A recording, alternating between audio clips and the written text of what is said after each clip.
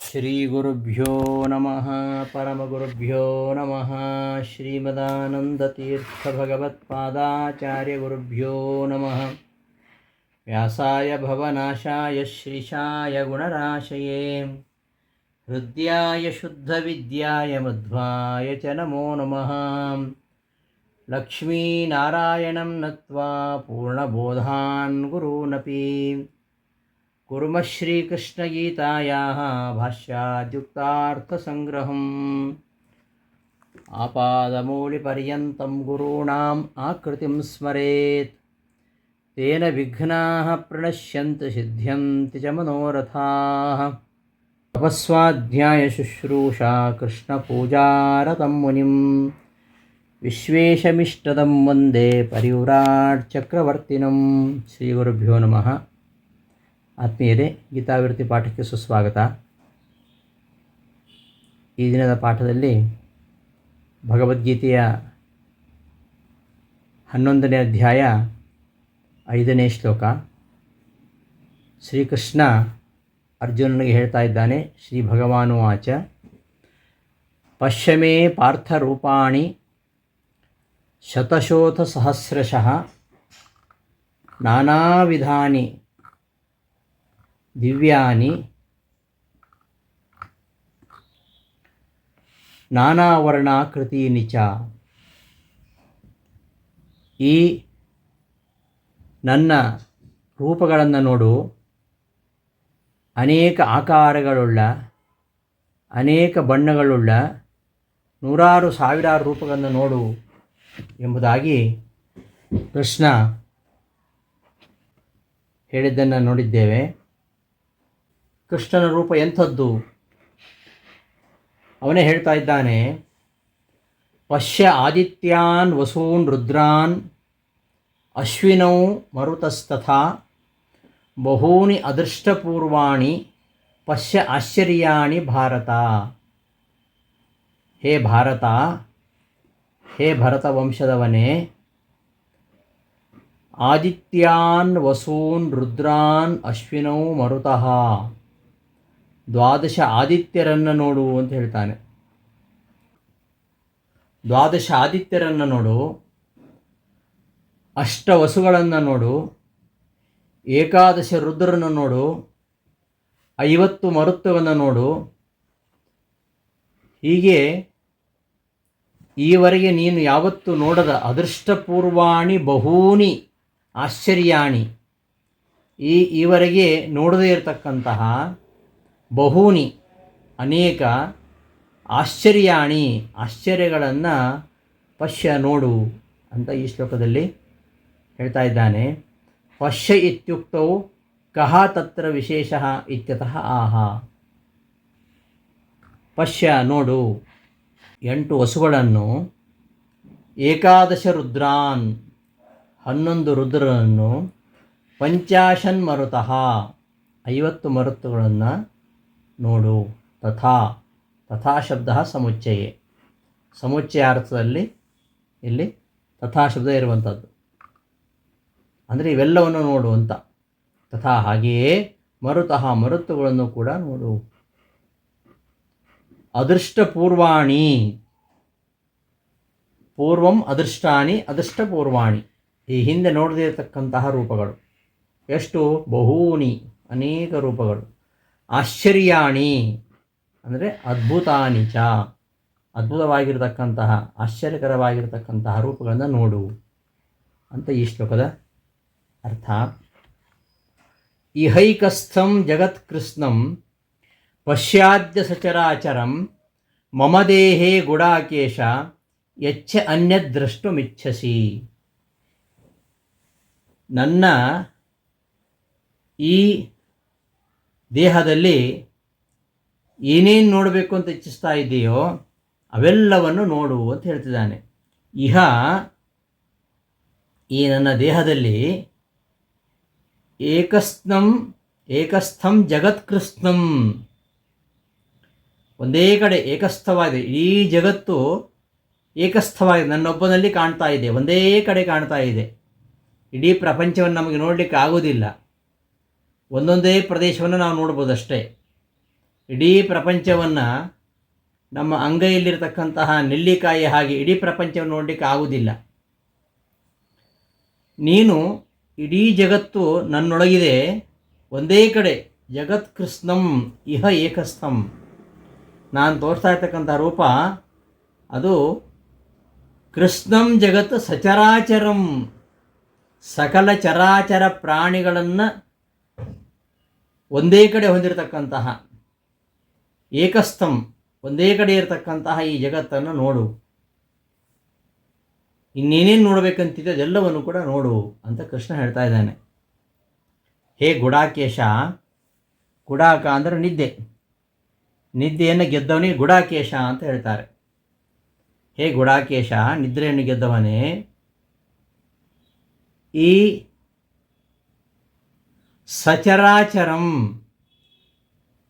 ಸಕಲ ಚರಾಚರ ಪ್ರಾಣಿಗಳನ್ನು ಹೊಂದಿರುವ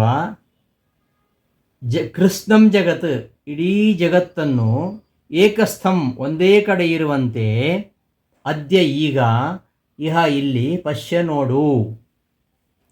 ಮಮ ದೇಹೆ, ನನ್ನ ದೇಹದಲ್ಲಿ, ಅನ್ಯತ್ ಬೇರೆ, ಯತ್ ಯತ್ ಚ ಚ ಮತ್ತು ಅನ್ಯತ್ ಯತ್ ಬೇರೆ ಇನ್ನೇನು ನೋಡಲಿಕ್ಕೆ ನೀನು ಇಚ್ಛಿಸಿ ಬಯಸುತ್ತೀಯೋ ಅದೆಲ್ಲವನ್ನು ಕೂಡ ಪಶ್ಯ ನೋಡು ಅಂತ ಈ ಶ್ಲೋಕದ ಅರ್ಥ. ಮಮ ದೇಹೆ ಮದೀಯೇ ರೂಪೇ ಪಶ್ಯ. ಮಮ ದೇಹೆ ಅಂದರೆ ನನ್ನ ರೂಪದಲ್ಲಿ ನೋಡು ಅಂತ ಅರ್ಥ. ಮಮ ದೇಹೆ ನನ್ನ ರೂಪದಲ್ಲಿ ನೋಡು. ಏನನ್ನ? ಕೃಷ್ಣಂ ಇತ್ಯಸ್ಯ ವಿವರಣಂ ಸಚರಾಚರಂ. ಕೃಷ್ಣ ಅಂದರೆ ಎಲ್ಲ, ಎಲ್ಲ ಅಂದರೆ ಏನು ಅಂದರೆ ಅದಕ್ಕೆ ಅದರದೇ ವಿವರಣೆ. ಸಚರಾಚರಂ, ಚರಾಚರ ಸಹಿತವಾಗಿರತಕ್ಕಂತಹ, ಚರ ಅಂದರೆ ಜಂಗಮ, ಅಚರ ಅಂದರೆ ಸ್ಥಾವರ, ಜಂಗಮ ಸ್ಥಾವರಗಳಿಂದ ಕೂಡಿರತಕ್ಕಂತಹ ಜಗತ್ತನ್ನು ಇಹ ನಿನಗೆ ತೋರಿಸ್ತಾ ಇರತಕ್ಕಂತಹ ನನ್ನ ದೇಹದಲ್ಲಿ, ತವ ಪ್ರದರ್ಶನೀಯೇ ಮಮ ದೇಹೆ, ನಿನಗೆ ತೋರಿಸ್ತಾ ಇರತಕ್ಕಂತಹ ನನ್ನ ದೇಹದಲ್ಲಿ, ಏಕಸ್ಥಂ ಏಕದೇಶಸ್ಥಂ, ಒಂದೇ ಕಡೆ ಇದೆಲ್ಲವೂ ಇರುವುದನ್ನು ಪಶ್ಯ ನೋಡು. ಹೇ ಗುಡಾಕೇಶ, ಜಿತನಿದ್ರಾ ನಿದ್ರೆಯನ್ನು ಗೆದ್ದವನೇ, ಯತ್ ಚ ಅನ್ಯತ್ ದ್ರಷ್ಟುಮಿಚ್ಛಸಿ ತತ್ಸರ್ವಂ ಮಮ ದೇಹೆ ಪಶ್ಯ. ಯತ್ ಯಾವುದನ್ನು, ಯತ್ ಅನ್ಯತ್ ಬೇರೆ ಯಾವುದಿದೆಯೋ, ತತ್ ಅದನ್ನು ದ್ರಷ್ಟುಂ ಇಚ್ಛಸಿ ನೋಡಲು ನೀನು ಬಯಸುವಿಯಾದರೆ, ತತ್ಸರ್ವಂ ಅದೆಲ್ಲವನ್ನು ಮಮ ದೇಹೆ ಪಶ್ಯ ನನ್ನ ಈ ದೇಹದಲ್ಲಿ ನೋಡು ಅಂತ ಈ ಶ್ಲೋಕದ ಅಭಿಪ್ರಾಯ. ನೋಡುವಾಗ ನಿನಗೆ ನೋಡಲಿಕ್ಕೆ ಆಗುವುದಿಲ್ಲ, ಅದಕ್ಕಾಗಿ ಒಂದು ದಿವ್ಯವಾಗಿರತಕ್ಕಂತಹ ಚಕ್ಷುಸ್ಸನ್ನು ಕೊಡ್ತಾ ಇದ್ದೀನಿ ಅಂತ ಹೇಳ್ತಿದ್ದಾನೆ. ನತು ಮಾಂ ಶಕ್ಯಸೇ ದೃಷ್ಟುಂ ಅನೇನೈವ ಸ್ವಚಕ್ಷುಷಾ. ನೀನು ನನ್ನ ಈ ರೂಪವನ್ನು ಈ ನಿನ್ನ ಕಣ್ಣಿನಿಂದ, ಈ ಪ್ರಾಕೃತವಾಗಿರತಕ್ಕಂತಹ ಕಣ್ಣಿನಿಂದ ನೋಡೋದಕ್ಕೆ ಶಕ್ಯ ಇಲ್ಲ. ಅದಕ್ಕೋಸ್ಕರವಾಗಿ ನಿನಗೆ ದಿವ್ಯವಾಗಿರತಕ್ಕಂತಹ ಚಕ್ಷುಸ್ಸನ್ನು, ದೃಷ್ಟಿಯನ್ನು ನಾನು ಕೊಡ್ತೇನೆ, ಅಲೌಕಿಕವಾಗಿರತಕ್ಕಂತಹ ದೃಷ್ಟಿಯನ್ನು ನಿನಗೆ ಕೊಡ್ತೇನೆ. ಆದ್ದರಿಂದ ನೀನು ನನ್ನ ಆ ಒಂದು ಸಾಮರ್ಥ್ಯ, ಯೋಗಂ ಐಶ್ವರಂ, ಐಶ್ವರಂ ಯೋಗಂ, ಆ ನನ್ನ ಐಶ್ವರ ಯೋಗ ಅಂದರೆ ಎಲ್ಲವನ್ನೂ ನಿಯಂತ್ರಿಸ್ತಕ್ಕಂತಹ, ಎಲ್ಲರನ್ನೂ ನಿಯಮನ ಮಾಡತಕ್ಕಂತಹ ಸಾಮರ್ಥ್ಯ, ಅದನ್ನು ನೀನು ನೋಡು ಅಂತ ಹೇಳ್ತಿದ್ದಾನೆ. ತ್ವಂ ನೀನು ಅನೇನೈವ ಇದೇ ಸ್ವಚಕ್ಷುಷ ನಿನ್ನ ಕಣ್ಣಿನಿಂದ, ಮಾಂ ನನ್ನನ್ನು ದ್ರಷ್ಟು ನೋಡಲು ನ ಶಕ್ಯಸೆ ಸಮರ್ಥನಾಗುವುದಿಲ್ಲ. ಆದ್ದರಿಂದ ತೇ ನಿನಗೆ ದಿವ್ಯಂ ಚಕ್ಷು ದಿವ್ಯವಾಗಿರತಕ್ಕಂತಹ ಚಕ್ಷುಸ್ಸನ್ನು ದದಾಮಿ ಕೊಡುತ್ತೇನೆ. ಮೇ ನನ್ನ ಐಶ್ವರಂ ಈಶ್ವರ ಸಂಬಂಧಿಯಾದ ಅರ್ಥಾತ್ ಎಲ್ಲವನ್ನೂ ನಿಯಾಮನ ಮಾಡತಕ್ಕಂತಹ ಈಶ್ವರಭೂತವತ್ ಸಂಬಂಧಿ ಯೋಗಂ ಸಾಮರ್ಥ್ಯಂ ಪಶ್ಯ ಅಂತ ಅರ್ಥ. ಅಂದರೆ ಎಲ್ಲವನ್ನೂ ನಿಯಮನ ಮಾಡತಕ್ಕಂತಹ ನನ್ನ ಸಾಮರ್ಥ್ಯವನ್ನು ಪಶ್ಯ ನೋಡು ಅಂತ ಈ ಶ್ಲೋಕದ ಅರ್ಥ. ತ್ವಂ ದೃಷ್ಟುಮಿಚ್ಛಸಿ ಮಯಾಪಿ ಉಚ್ಯತೆ ಪಶ್ಯ. ತಥಾಪಿ ತ್ವಂ ತ್ವನೇನ ಚಕ್ಷುಷಾ ಮಾಂ ದ್ರಷ್ಟುಂ ನ ಶಕ್ಯಸೆ ನ ಶಕ್ತಾ ಭವಿಷ್ಯತಿ. ತ್ವಂ ದ್ರಷ್ಟುಂ ಇಚ್ಛಸಿ, ನೀನೇನೋ ನೋಡಬೇಕು ಅಂತ ಬಯಸ್ತಾ ಇದ್ದೀಯಾ, ನಾನು ಕೂಡ ಅದನ್ನೇ ಹೇಳ್ತಾ ಇದ್ದೇನೆ, ಪಶ್ಯ ನೋಡು ಅಂತ. ನೋಡಬೇಕು ಅಂತ ನೀನು ಇಚ್ಛಿಸ್ತಾ ಇದ್ದೀಯಾ, ನೋಡು ಅಂತ ನಾನು ಹೇಳ್ತಾ ಇದ್ದೇನೆ. ಆದರೆ ನಿನ್ನಿಂದ ನೋಡಲಿಕ್ಕೆ ಸಾಧ್ಯನಾ ಅಂದರೆ ಇಲ್ಲ ಅಂತ. ತಥಾಪಿ ಹಾಗಿದ್ದರೂ ತ್ವಂ ನೀನು ತು ಅನೇನ ತ್ವಂ ತು ನೀನಾದರೂ ಅನೇನ ಸ್ವಚಕ್ಷುಷ ನಿನ್ನ ಈ ಪ್ರಾಕೃತ ಕಣ್ಣಿನಿಂದ ಮಾಂ ದ್ರಷ್ಟುಂ ನ ಶಕ್ಯಸೆ ನ ಶಕ್ತಃ ಭವಿಷ್ಯಸಿ, ನನ್ನ ನೋಡಲು ನೀನು ಸಮರ್ಥನಾಗಲಾರೆ. ಅತಃ ಆದ್ದರಿಂದ ನಿನಗೆ ದಿವ್ಯಂ ಚಕ್ಷು ದದಾಮಿ, ದಿವ್ಯಂ ಅಲೌಕಿಕವಾಗಿರತಕ್ಕಂತಹ ಚಕ್ಷು ಅಂದರೆ ದೃಷ್ಟಿಯನ್ನು, ನೋಡುವ ಶಕ್ತಿಯನ್ನು ದದಾಮಿ ಕೊಡುತ್ತೇನೆ. ಐಶ್ವರಂ ಈಶ್ವರಭೂತ ಮತ್ಸಂಬಂಧಿ ಯೋಗಂ, ಐಶ್ವರಂ ಯೋಗಂ ನನ್ನ ಯೋಗ. ಎಂತಹ ಯೋಗ? ಈಶ್ವರ ಸಂಬಂಧಿ ಯೋಗ ಅಂದರೆ ಈಶ್ವರಭೂತ ಮತ್ಸಂಬಂಧಿ ಯೋಗಂ ಸಾಮರ್ಥ್ಯಂ ಅಂದರೆ ಈಶ್ವರ ಸಂಬಂಧಿಯಾಗಿರತಕ್ಕಂತಹ ನನ್ನ ಸಾಮರ್ಥ್ಯ. ಅಂದರೆ ನನ್ನ ಸಾಮರ್ಥ್ಯ ಎಲ್ಲರನ್ನೂ ನಿಯಾಮನ ಮಾಡತಕ್ಕಂತಹ, ಎಲ್ಲರಿಗೂ ನಿಯಾಮಕವಾದಂತಹ ಆ ನನ್ನ ಸಾಮರ್ಥ್ಯ, ಎಲ್ಲರನ್ನು ನಾನೇ ನಿಯಂತ್ರಣ ಮಾಡುವನಾದ್ದರಿಂದ ಸರ್ವ ನಿಯಾಮಕನಾಗಿರತಕ್ಕಂತಹ ನನ್ನ ಸಾಮರ್ಥ್ಯವನ್ನು ನೀನು ನೋಡು. ಈಶ್ವರಭೂತ ಮತ್ಸಂಬಂಧಿ ಯೋಗಂ ಸಾಮರ್ಥ್ಯಂ, ಸರ್ವ ನಿಯಾಮಕವಾಗಿರತಕ್ಕಂತಹ ನನ್ನಲ್ಲಿರತಕ್ಕಂತಹ ಸಾಮರ್ಥ್ಯವನ್ನು ನೋಡು ಅಂತ ಈ ಶ್ಲೋಕದ ಅರ್ಥ ಎಂಬುದಾಗಿ ಗೀತಾವಿವೃತ್ತಿಯಲ್ಲಿ ರಾಯರು ನಿರೂಪಿಸ್ತಾರೆ. ಆಗ ಸಂಜಯ ಮಾತಾಡ್ತಾನೆ. ಸಂಜಯ್ ಉವಾಚ ಏವಮುಕ್ತ್ವಾ ತಥೋ ರಾಜನ್ ಮಹಾಯೋಗೇಶ್ವರೋ ಹರಿಃ ದರ್ಶಯಾಮಾಸ ಪಾರ್ಥಾಯ ಪರಮಂ ರೂಪಮೈಶ್ವರಂ. ಸಂಜಯ ಧೃತರಾಷ್ಟ್ರನಿಗೆ ಹೇಳ್ತಾ ಇದ್ದಾನೆ, ಹೇ ರಾಜನಾದ ಧೃತರಾಷ್ಟ್ರನೇ, ಅರ್ಜುನ ನನ್ನ ರೂಪಗಳನ್ನು ನೀನು ನೋಡು ಎಂಬುದಾಗಿ ತನ್ನ ರೂಪಗಳನ್ನು ಅರ್ಜುನನಿಗೆ ತೋರಿಸ್ತಾ ಇದ್ದಾನೆ. ಯಾರು? ಮಹಾಯೋಗೇಶ್ವರ ಹರಿಃ, ಮಹಾಯೋಗೇಶ್ವರನಾಗಿರತಕ್ಕಂತಹ ಹರಿಯು ಪರಮಾತ್ಮ, ಮಹಾಯೋಗೇಶ್ವರನಾಗಿರ್ತಕ್ಕಂತಹ ಹರಿಯು ತನ್ನ ರೂಪವನ್ನು ಅರ್ಜುನನಿಗೆ ತೋರಿಸ್ತಾ ಇದ್ದಾನೆ. ಪಾರ್ಥಾಯ ದರ್ಶಯಾಮಾಸ, ಅರ್ಜುನನಿಗೆ ತನ್ನ ರೂಪವನ್ನು ತೋರಿಸ್ತಾ. ಎಂತಹ ರೂಪ? ಐಶ್ವರಂ ರೂಪಂ, ಐಶ್ವರ ರೂಪವನ್ನು, ತನ್ನ ಐಶ್ವರ ರೂಪವನ್ನು. ಎಂಥದ್ದು? ಪರಮಂ, ಅನೇಕ ವೈಭವಗಳಿಂದ ಕೂಡಿರತಕ್ಕಂತಹ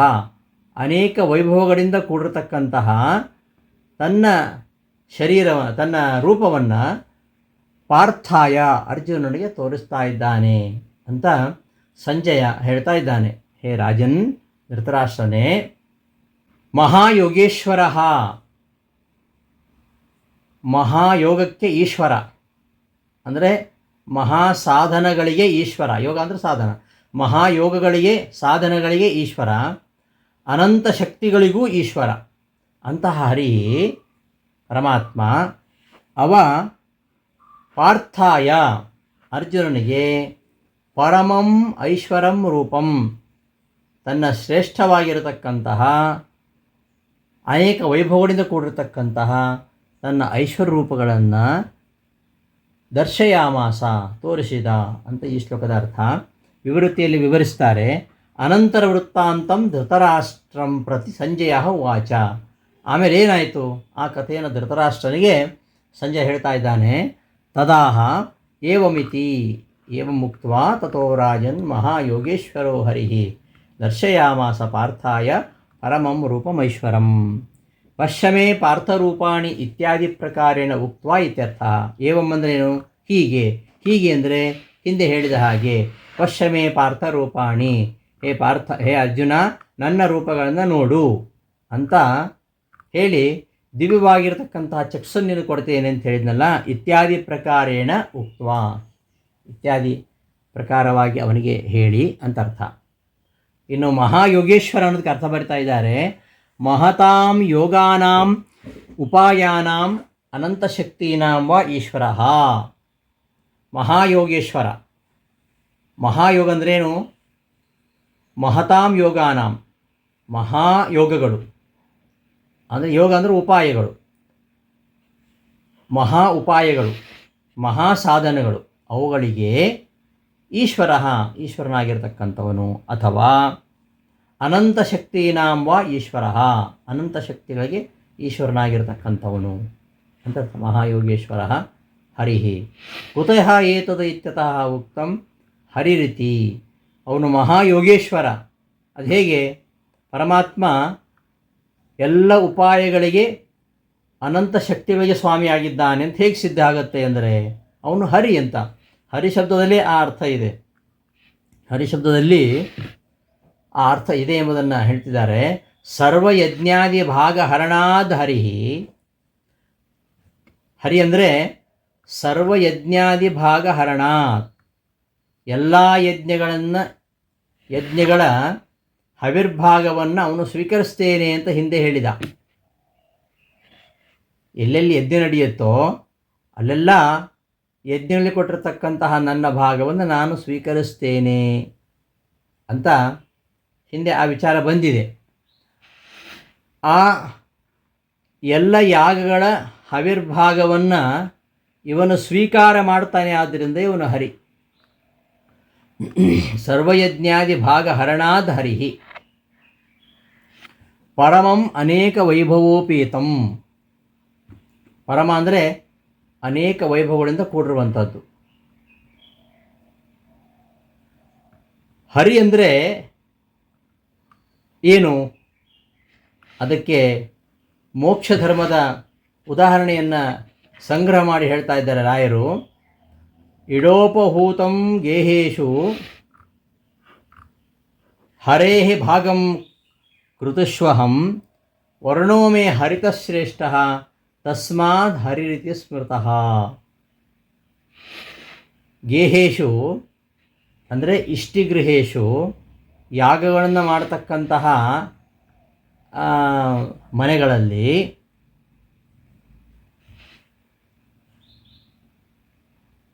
ಈ ಎಲ್ಲೆಲ್ಲಿ ಪರಮಾತ್ಮನ ಪೂಜೆ ನಡೀತದೋ ಅಲ್ಲೆಲ್ಲ ಇದ್ದುಕೊಂಡು ಅವನು ತನ್ನ ಭಾಗವನ್ನು ಸ್ವೀಕಾರ ಮಾಡ್ತಾನೆ ಎಂಬ ಅರ್ಥದಲ್ಲಿ ಹರಿ ಶಬ್ದ ಇದೆ ಅಂತ ಈ ಮೋಕ್ಷ ಧರ್ಮದ ಶ್ಲೋಕ ಹೇಳ್ತಾ ಇದೆ.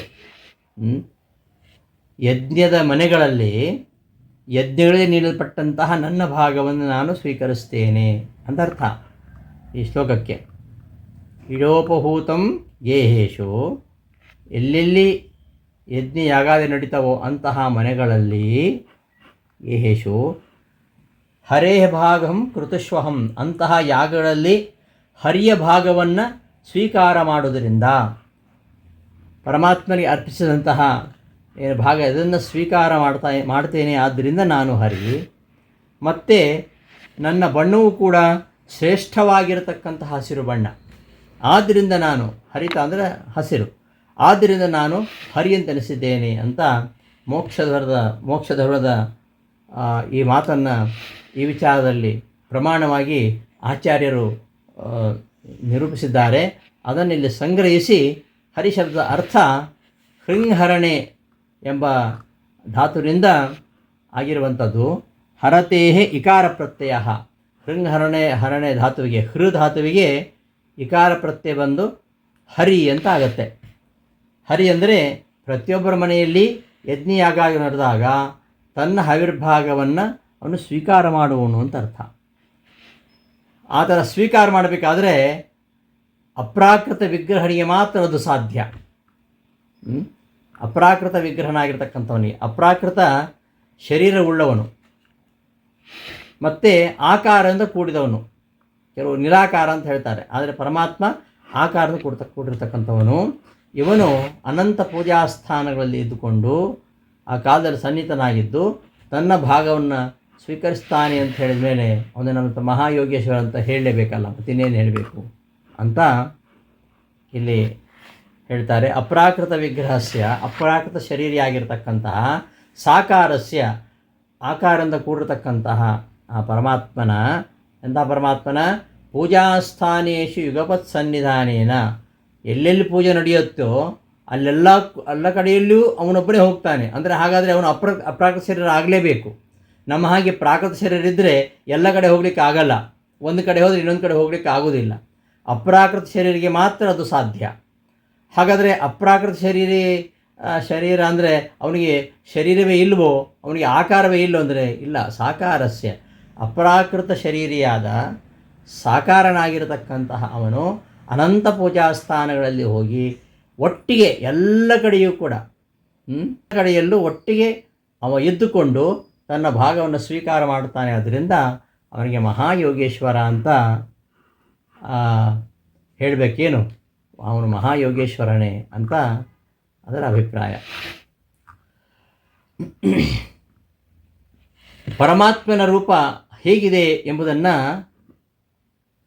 ಎಂತಹ ರೂಪವನ್ನು ತೋರಿಸಿದ ಅಂತ ಸಂಜೆ ಹೇಳ್ತಾನೆ. ಅನೇಕ ವಕ್ತ್ರ ನಯನಂ ಅನೇಕಾದ್ಭುತ ದರ್ಶನಂ ಅನೇಕ ದಿವ್ಯಾಭರಣಂ ದಿವ್ಯಾನೇಕೋದ್ಯತಾಯುಧಂ.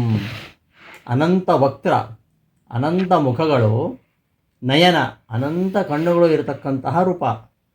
ಆಮೇಲೆ ಅನೇಕ ಅದ್ಭುತ ದರ್ಶನಂ, ಅನಂತ ಅದ್ಭುತ ದರ್ಶನವುಳ್ಳದ್ದು ಆ ರೂಪ. ಮತ್ತು ಅನೇಕ ದಿವ್ಯಾಭರಣಂ, ಅನಂತ ದಿವ್ಯ ಆಭರಣಗಳನ್ನು ಧರಿಸುವಂಥದ್ದು. ಇಂತಹ ದಿವ್ಯವಾದ ರೂಪ. ಅಷ್ಟು ಮಾತ್ರ ಅಲ್ಲ, ದಿವ್ಯ ಅನೇಕ ಉದ್ಯತಾಯುಧಂ, ದಿವ್ಯವಾದ ಅನೇಕ ಆಯುಧಗಳನ್ನು ಎತ್ತಿ ಹಿಡಿದಿರುವಂಥದ್ದು. ಅಂತಹ ರೂಪವನ್ನು ತೋರಿಸಿದ ಕೃಷ್ಣ ಅಂತ ಹೇಳ್ತಿದ್ದಾರೆ. ಅನೇಕಾನಿ ವಕ್ತ್ರಾಣಿ ನಯನಾನಿ ಯಸ್ಯ ತತ್ ಅನೇಕ ವಕ್ತ್ರ ನಯನಂ. ಅನೇಕ ವಕ್ತೃಗಳು ಹಾಗೂ ನಯನಗಳು. ಅನೇಕಾನಿ ವಕ್ತ್ರಾಣಿ ನಯನಾನಿ ಯಸ್ಯ ತತ್ ಅನೇಕ ವಕ್ತ್ರ ನಯನಂ. ಇದು ರೂಪಂ ಅನ್ನೋದಕ್ಕೆ ವಿಶೇಷಣ. ಇಂತಹ ರೂಪವನ್ನು ತೋರಿಸಿದ ಅಂತ ಅದಕ್ಕೆ ವಿಶೇಷಣ. ಅನೇಕ ಅದ್ಭುತ ದರ್ಶನಂ. ಅನೇಕ ಶಬ್ದಕ್ಕೆ ಇಲ್ಲಿ ಎಲ್ಲ ಕಡೆ ಏಕಭಿನ್ನಂ ಅನೇಕಂ ಅಷ್ಟೇ ಅರ್ಥ ಅಲ್ಲ, ಅನಂತ ಅಂತ ಅರ್ಥ. ಅನೇಕ ಶಬ್ದ ಅನಂತವಾಚಿ. ಅನೇಕೇಷಾಂ ಅದ್ಭುತಾನಾಂ ದರ್ಶನಂ. ಅನೇಕ ಅದ್ಭುತಗಳ ದರ್ಶನ, ಅನಂತ ಅದ್ಭುತಗಳ ದರ್ಶನ ಯಾವುದರಲ್ಲಿದೆಯೋ ಅದು ಅನೇಕಾದ್ಭುತ ದರ್ಶನಂ.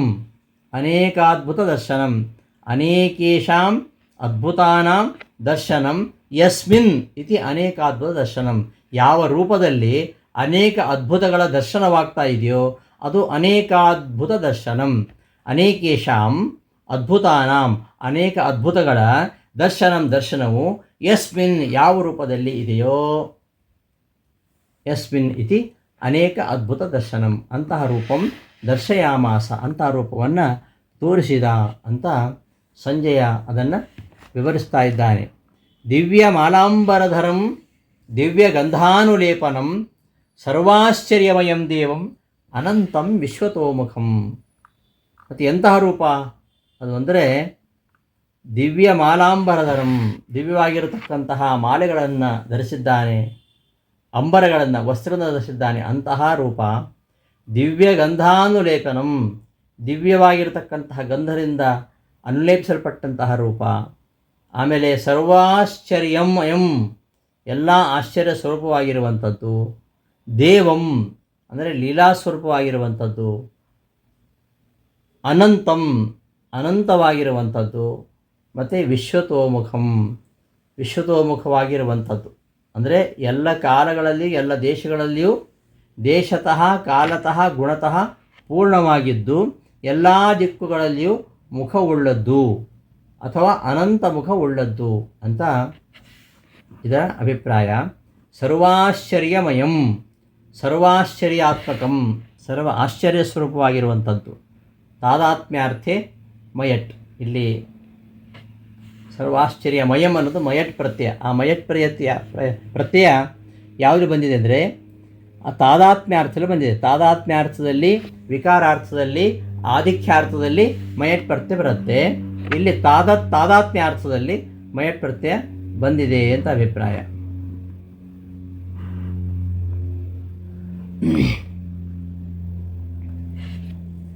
ದೇವಂ ಅಂದರೆ ಕ್ರೀಡಾದಿ ಗುಣಂ, ಕ್ರೀಡಾದಿ ಗುಣಗಳಿಂದ ಕೂಡಿರತಕ್ಕಂಥವನು. ಅನಂತಂ ದೇಶತಃ ಕಾಲತಃ ಗುಣತಃ ಅಪರಿಚ್ಛಿನ್ನ ಅಂತ ಅರ್ಥ. ದೇಶಕಾಲ ಗುಣ ಅಪರಿಚ್ಛಿನ್ನಂ ದೇಶತಃ ಕಾಲತಃ ಗುಣತಃ ದೇಶಕಾಲಗುಣಗಳಿಂದ ಪರಿಮಿತಿ ಇಲ್ಲದ್ದು ವಿಶ್ವತೋಮುಖಂ ಎಲ್ಲ ದಿಕ್ಕುಗಳಲ್ಲಿಯೂ ಮುಖವುಳ್ಳದ್ದು ಅಥವಾ ಅನಂತ ಮುಖವುಳ್ಳದ್ದು ಸರ್ವ ದಿಕ್ಷು ಮುಖಂ ಯಸ್ಯ ತತ್ ವಿಶ್ವತೋಮುಖಂ ಎಲ್ಲ ಕಡೆಯಲ್ಲೂ ಮುಖ ಉಳ್ಳದ್ದು ಎಲ್ಲ ಕಡೆಯೂ ಎಲ್ಲ ದಿಕ್ಕುಗಳಲ್ಲಿಯೂ ಮುಖವುಳ್ಳದ್ದು ಅಥವಾ ಅನಂತ ಮುಖವುಳ್ಳದ್ದು ಅಂತ ಇದರ ಈ ಶ್ಲೋಕದ ಅಭಿಪ್ರಾಯ. ಎಷ್ಟು ಕಾಂತಿ ಇದೆ ಆ ರೂಪದಲ್ಲಿ ಅಂದರೆ ಆಕಾಶದಲ್ಲಿ ಒಬ್ಬ ಸೂರ್ಯ ಅಲ್ಲ, ಸಾವಿರಾರು ಸೂರ್ಯರು ಉದಯಿಸಿದರೆ ಎಷ್ಟು ಕಾಂತಿಯೋ ಅಷ್ಟು ಕಾಂತಿ ಆ ವಿಶ್ವರೂಪವನ್ನು ತೋರಿಸ್ತಾ ಇರತಕ್ಕಂತಹ ಕೃಷ್ಣ ಮುಖದಲ್ಲಿ ಇದೆ ಅಂತ ಹೇಳ್ತಿದ್ದಾರೆ. ದಿವಿ ಸೂರ್ಯ ಸಹಸ್ರಸ್ಯ ಭವೇದ್ ಯುಗಪದುತ್ಥಿತ ಯದಿ ಭಾಹ ಸದೃಶಿ ಸಾ ಸ್ಯಾತ್ ಭಾಸಸ್ತಸ್ಯ ಮಹಾತ್ಮನಃ.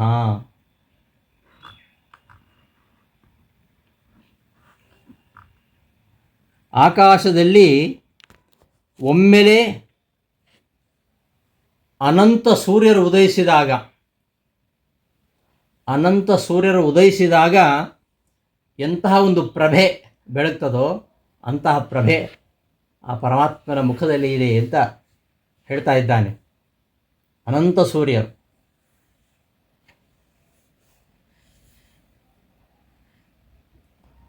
ಅಂತಹ ಕಾಂತಿ ಪರಮಾತ್ಮನದ್ದು. ದಿವಿ ಸೂರ್ಯ ಸಹಸ್ರಸ್ಯ ಯುಗಪದುತ್ಥಿತ ಏಕಕಾಲದಲ್ಲಿ ಏಕಕಾಲದಲ್ಲಿ ಸೂರ್ಯ ಸಹಸ್ರಸ್ಯ ಅನಂತ ಸೂರ್ಯರ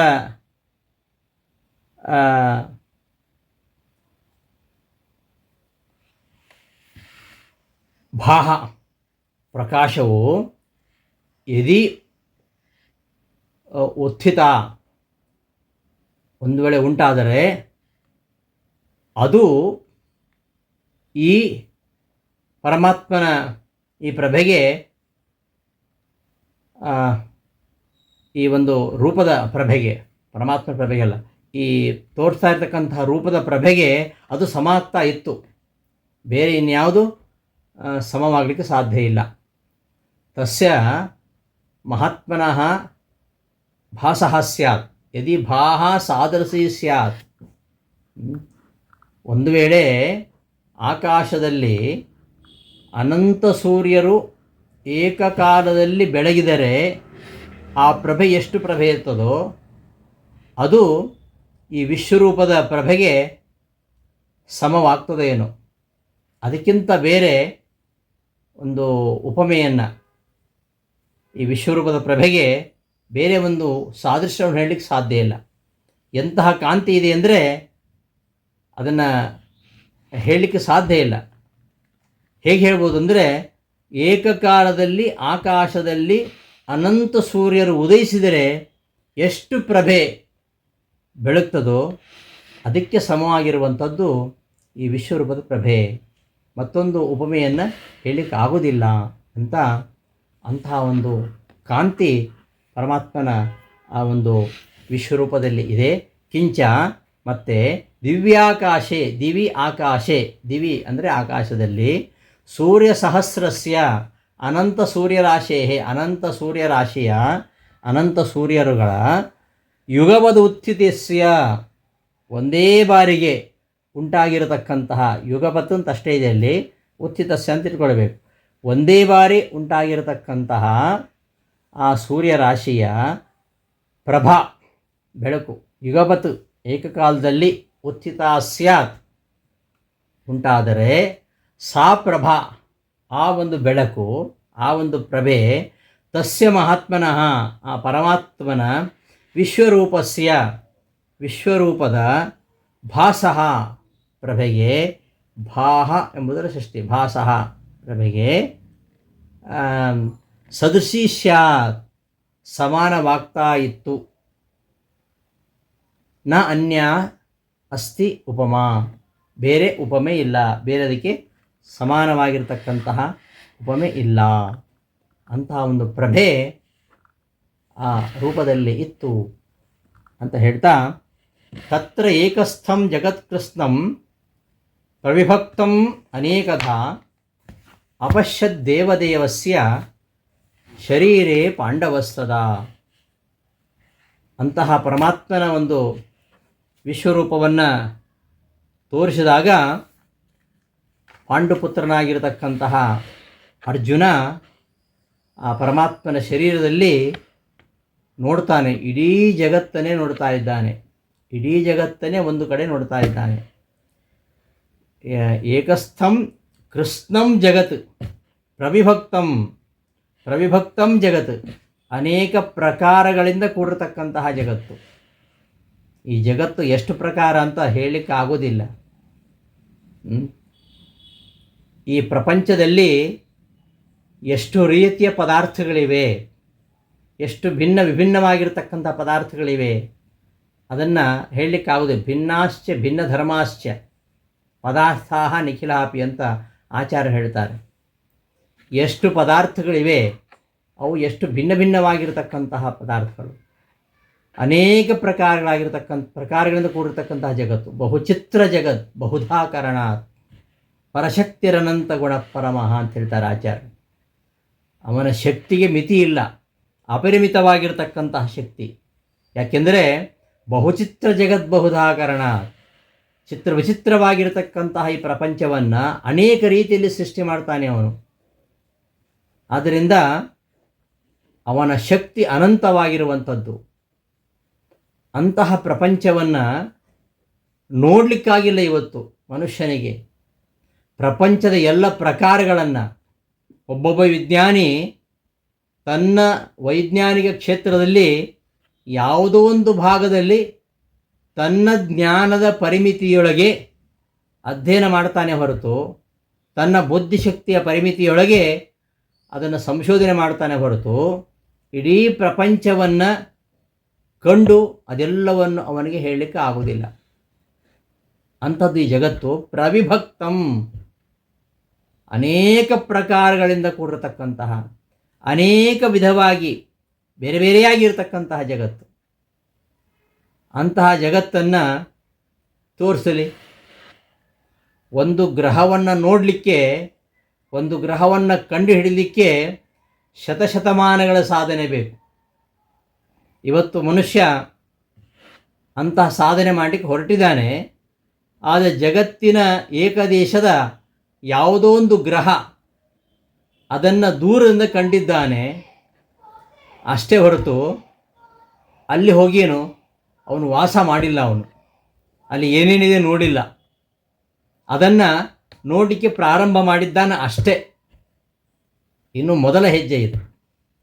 ಹೀಗೆ ಇಡೀ ಜಗತ್ತಿನ ಯಾವುದೋ ಒಂದು ಏಕದೇಶವನ್ನೇ ಸಂಪೂರ್ಣವಾಗಿ ಅಧ್ಯಯನ ಮಾಡಲಾರದ ಮನುಷ್ಯ ನಾನೇ ಸರ್ವಜ್ಞ, ನಾನೇ ಎಲ್ಲ ತಿಳಿದವ ಎಂಬುದಾಗಿ ಅಹಂಕಾರದಿಂದ ಮೆರೀತಾನೆ. ಈ ಪ್ರಪಂಚ ಎಷ್ಟು ವಿಭಿನ್ನವಾಗಿದೆ, ಎಷ್ಟು ಅಸಂಖ್ಯ ಜೀವರಾಶಿಗಳು. ಆ ಜೀವರಾಶಿಗಳು ಎಷ್ಟು ಅಂತ ಲೆಕ್ಕ ಹಾಕಲಿಕ್ಕಾಗಲ್ಲ. ಆ ಎಷ್ಟು ಜೀವರಾಶಿಗಳಿವೆ ಅದರ ಜಾತಿಗಳನ್ನಷ್ಟೇ ಹೇಳ್ಬೋದು. ಯಾವ್ಯಾವ ಜೀವರಾಶಿ ಯಾವ ಗುಂಪಿಗೆ ಸೇರುತ್ತೆ ಅಷ್ಟೇ ಹೇಳ್ಬೋದು.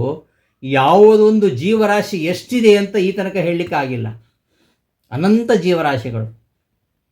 ಇಂತಹ ಪ್ರಪಂಚವನ್ನು ಮನುಷ್ಯನಿಗೆ ಇಡೀ ಆಯುಷ್ಯ ಕೊಟ್ಟರು ಅಧ್ಯಯನ ಮಾಡಲಿಕ್ಕಾಗಲ್ಲ. ಹಾಗಾದರೆ ಇದನ್ನು ಸೃಷ್ಟಿ ಮಾಡಿರತಕ್ಕಂತಹ ಪರಮಾತ್ಮನ ಜ್ಞಾನ ಎಂಥದ್ದು, ಪರಮಾತ್ಮನ ಶಕ್ತಿ ಎಂಥದ್ದು. ಆ ಎಲ್ಲ ಪ್ರಕಾರಗಳಿಂದ ಕೂಡಿರತಕ್ಕಂತಹ ಪ್ರಪಂಚವನ್ನು ಬೇರೆ ಬೇರೆಯಾಗಿ ತೋರಿಸ್ತಾ ಇದ್ದಾನೆ. ಒಟ್ಟಿಗೆ ಅಲ್ಲ, ಒಟ್ಟಿಗೆ ತೋರಿಸ್ತಾ ಇಲ್ಲ, ಬೇರೆ ಬೇರೆಯಾಗಿ ಎಲ್ಲವನ್ನು ಪ್ರತ್ಯೇಕವಾಗಿ ತೋರಿಸ್ತಾ ಇದ್ದಾನೆ. ತತ್ರ ಏಕಸ್ಥಂ ಜಗತ್ಕೃಷ್ಣಂ ಅನೇಕಧಾ ಪ್ರವಿಭಕ್ತಂ, ಅನೇಕ ರೀತಿಯಿಂದ, ಅನೇಕ ಪ್ರಕಾರಗಳಿಂದ, ಅನೇಕ ವಿಧವಾಗಿ ಬೇರೆ ಬೇರೆಯಾಗಿರತಕ್ಕಂತಹ ಕೃಷ್ಣಂ ಜಗತ್, ಇಡೀ ಜಗತ್ತನ್ನು ಏಕಸ್ಥಂ ಒಂದೇ ಕಡೆಯಲ್ಲಿ ಅರ್ಜುನ ನೋಡ್ತಾ ಇದ್ದಾನಂತೆ. ಹೇಗಿದೆ ನೋಡಿ. ತದ ಕಿಂ ಜಾತಂ, ಮುಂದೆ ಏನಾಯಿತು ಎಂಬುದನ್ನು ಸಂಜೆ ಹೇಳ್ತಾನೆ. ತತ್ರ ಅಲ್ಲಿ ಅಂದರೆ ಭಗವತಾ ಪ್ರದರ್ಶಿತೆ ಸತಿ, ಪರಮಾತ್ಮ ತನ್ನ ವಿಶ್ವರೂಪವನ್ನು ತೋರಿಸುತ್ತಿರಲು ದೇವದೇವಸ್ಯ ಶರೀರೇ, ಅಲ್ಲಿ ಅಂದರೆ ಆ ದೇವದೇವನಾಗಿರ್ತಕ್ಕಂತಹ ಪರಮಾತ್ಮನ ಶರೀರದಲ್ಲಿ ಅವನು ತೋರಿದಂತಹ ವಿಶ್ವರೂಪದಲ್ಲಿ ದೇವದಾನವ ಮಾನವಾದಿ ಭೇದೇನ ಅನೇಕಧಾ ಪ್ರವಿಭಕ್ತಂ ಕೃಷ್ಣಂ ಜಗತ್ ಏಕಸ್ಥಂ ಏಕದೇಶಸ್ಥಂ ತದಾ ಅಪಶ್ಯತ್.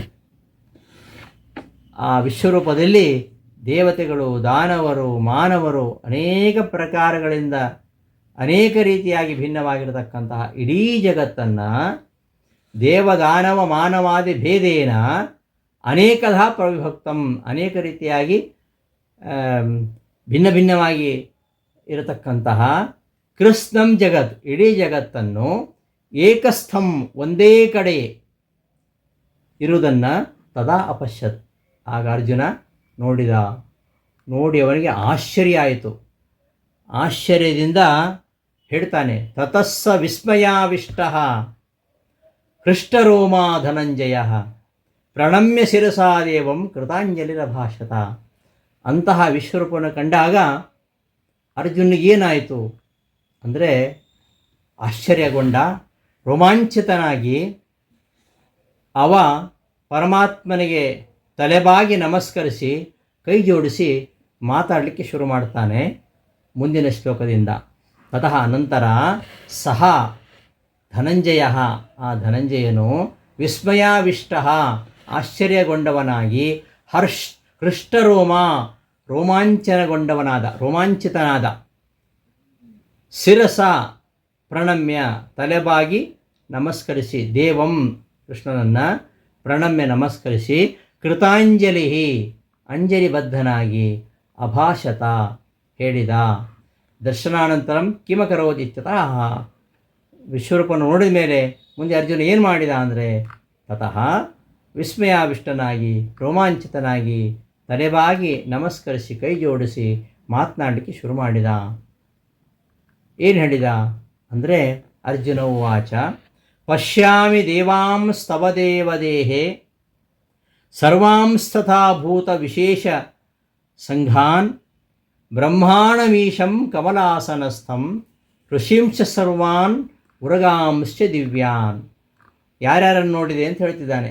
ಹೇ ದೇವನೇ, ಹೇ ದೇವ, ತವ ದೇಹೇ, ನಿನ್ನ ದೇಹದಲ್ಲಿ ಎಲ್ಲ ದೇವತೆಗಳನ್ನು ನೋಡ್ತಾ ಇದ್ದೇನೆ. ಸರ್ವಾನ್ ದೇವಾನ್ ತಥಾ, ಹಾಗೆಯೇ ಭೂತ ವಿಶೇಷ ಸಂಘಾನ್, ಕೆಲವು ಪ್ರಾಣಿ ವಿಶೇಷಗಳ ಸಮೂಹವನ್ನು ನೋಡ್ತಾ ಇದ್ದೇನೆ.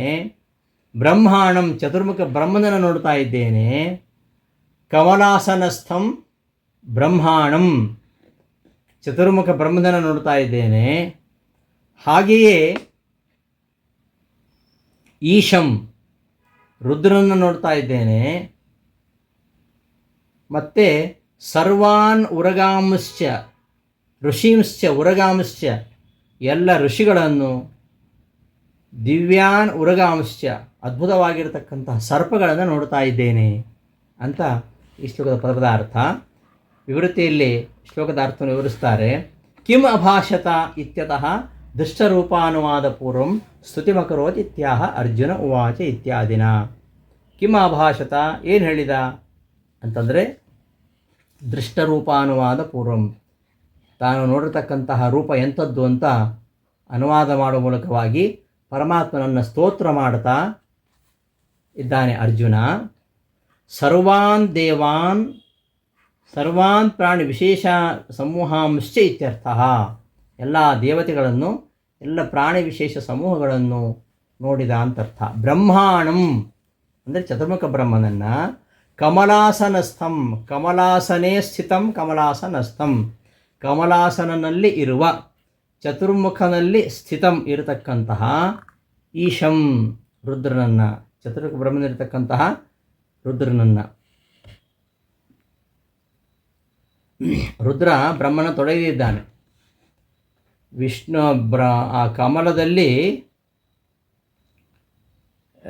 ಬ್ರಹ್ಮ ಇದ್ದಾನೆ, ಬ್ರಹ್ಮನ ತೊಡೆಯಲ್ಲಿ ರುದ್ರ ಇದ್ದಾನೆ, ಅದನ್ನು ನೋಡ್ತಾ ಇದ್ದಾನೆ ಅಂತ.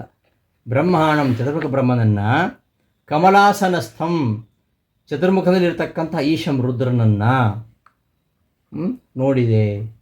ನೋಡ್ತಾ ಇದ್ದೇನೆ ಅಂತ ಹೇಳ್ತಾನೆ. ತದುಕ್ತಂ ಪಾದ್ಮೆ ವಿಷ್ಣುಂ ಸಮಾಶ್ರಿತೋ ಬ್ರಹ್ಮ ಬ್ರಹ್ಮಣೋಂಕ ಗತೋ ಹರಃ ಹರಸ್ಯಾಂಗ ವಿಶೇಷೇಷು ದೇವಾ ಸರ್ವೇಪಿ ಸಂಸ್ಥಿತಾಃ. ಕಮಲಾಸನಸ್ಥ ಶಿವ ಅಂತ ಇಲ್ಲಿ ಕಮಲಾಸನಸ್ಥಂ ಅರ್ಜುನ ಹೇಳಿದ. ಏನು ಹೇಳಿದ? ಬ್ರಹ್ಮಾಣಂ ಈಶಂ ಕಮಲಾಸನಸ್ಥಂ, ಕಮಲಾಸನಲ್ಲಿ ಇರತಕ್ಕಂತಹ ಈಶ್ವರನನ್ನು ನೋಡಿದೆ. ಬ್ರಹ್ಮಣ ತೊಡೆಯಲ್ಲಿ ಈಶ್ವರ ಎಲ್ಲಿ ಕೂತಿದ್ದಾನೆ? ಅದಕ್ಕೇನು ಪ್ರಮಾಣ ಅಂದರೆ ಅದಕ್ಕೆ ಪ್ರಮಾಣವನ್ನು ಪದ್ಮಪುರಾಣದ ಪ್ರಮಾಣವನ್ನು ಹೇಳ್ತಾರೆ. ವಿಷ್ಣು ಸಮಾಶ್ರಿತೋ ಬ್ರಹ್ಮ, ವಿಷ್ಣುವನ್ನು ಬ್ರಹ್ಮ ಆಶ್ರಯಿಸಿದ್ದಾನೆ. ಬ್ರಹ್ಮಣ ಅಂಕಗತೋ ಹರಃ, ಬ್ರಹ್ಮನ ತೊಡೆಯಲ್ಲಿ ಹರ ಶಿವ ಕೂತಿದ್ದಾನೆ. ಹರಸ್ಯ ಅಂಗವಿಶೇಷೇಷು, ಆ ಹರನ ಅಂಗವಿಶೇಷಗಳಲ್ಲಿ, ಶಿವನ ಅಂಗಾಂಗಗಳಲ್ಲಿ, ಆ ರುದ್ರದೇವರ ಬೇರೆ ಬೇರೆ ಅಂಗಗಳಲ್ಲಿ ಬೇರೆ ಇತರ ದೇವತೆಗಳು ಆಶ್ರಿತರಾಗಿದ್ದಾರೆ ಅಂತ ಪದ್ಮಪುರಾಣದ ಒಂದು ಪ್ರಮಾಣವನ್ನು ಕೊಟ್ಟು ಆಚಾರ್ಯರನ್ನು ಸಮರ್ಥನೆ ಮಾಡ್ತಾ ಇದ್ದಾರೆ. ಬ್ರಹ್ಮಾಸನಸ್ಥಂ ಬ್ರಹ್ಮಾಣಂ ಈಶಂ ಕಮಲಾಸನಸ್ಥಂ ಎಂಬುದನ್ನು. ತವ ದೇಹೇ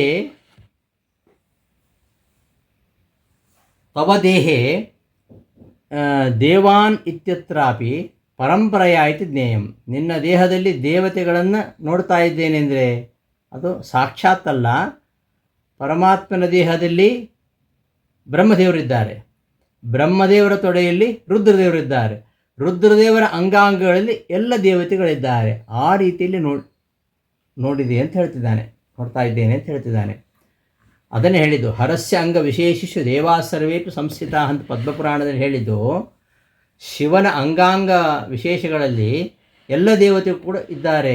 ಹಾಗೆಯೇ ಅಲ್ಲಿ ಇದ್ದದ್ದು, ಹಾಗೆ ನೋಡಿದ್ದ ಹಾಗೆ. ಯಾಕೆಂದರೆ ಅಲ್ಲಿ ದೇಹದಲ್ಲಿ ದೇವತೆಗಳು ಇದ್ದಾರೆ ಅಂದರೆ ಪರಂಪರೆಯ ಸಾಕ್ಷಾತ್ತಾಗಿ ಪರಮಾತ್ಮನಲ್ಲಿ ಕುಳಿತದ್ದು ಕಾಣುವುದಿಲ್ಲ ಅಲ್ಲಿ ಬ್ರಹ್ಮನ ತೊಡೆಯಲ್ಲಿ ಶಿವ ಕೂತ್ಕೊಂಡಿದ್ದಾನೆ. ಶಿವನ ಅಂಗಾಂಗಗಳಲ್ಲಿ ಎಲ್ಲ ದೇವತೆಗಳು ಕಾಣಿಸ್ತಾ ಇದ್ದಾರೆ. ತವ ದೇಹೇ ದೇವಾನ್, ನಿನ್ನ ದೇಹದಲ್ಲಿ ದೇವತೆಗಳು ನೋಡ್ತಾ ಇದ್ದೇನೆ. ಅದರ ಅರ್ಥ ಏನಂದರೆ ಪರಂಪರೆಯ ಇತಿ ಜ್ಞೇಯಂ, ಪರಂಪರೆಯ ದೇವತೆಗಳು ನಿನ್ನ ದೇಹದಲ್ಲಿದ್ದಾರೆ. ಪರಂಪರೆಯ ಅಂದರೆ ಹರನ ಮೂಲಕವಾಗಿ ದೇವತೆಗಳೆಲ್ಲ ಹರನ ಅಂಗಾಂಗಗಳಲ್ಲಿ ಕೂತ್ಕೊಂಡಿದ್ದಾರೆ. ಹರ ಅವನು ಬ್ರಹ್ಮನ ತೊಡೆಯಲ್ಲಿ ಕೂತ್ಕೊಂಡಿದ್ದಾನೆ. ಬ್ರಹ್ಮ ಅವನು ವಿಷ್ಣುವಿನಲ್ಲಿ ಕೂತಿರುವಂಥದ್ದು ಕಾಣ್ತಾ ಇದೆ ಅಂತ. ತವ ದೇಹೇ ದೇವಾನಿತ್ಯತ್ರಾಪಿ ಪರಂಪರೆಯ ಇತಿ ಜ್ಞೇಯಂ. ದಿವ್ಯಾನ್ ಸರ್ಪಾಂಶ್ಚ ದಿವ್ಯಾನ್ ಉರಗಾನ್ ಅದ್ಭುತಾನ್ ಉರಗಾನ್.